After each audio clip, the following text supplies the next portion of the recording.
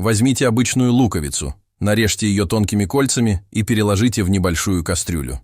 Залейте примерно пол-литром воды и поставьте на плиту. Доведите до кипения и варите около 10 минут. Пока многие бегут в аптеку за дорогими средствами, этот простой рецепт уже годами хранится у людей дома, и не все знают, насколько он эффективен. Когда лук хорошо прокипит, снимите кастрюлю с огня. Возьмите обычный стакан и сито, аккуратно процедите отвар.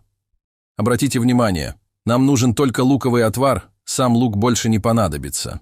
Теперь добавьте 1 чайную ложку растительного масла. Лучше всего подойдет оливковое. Хорошо перемешайте. Следующий шаг. 1 чайная ложка натурального меда. Снова тщательно размешайте.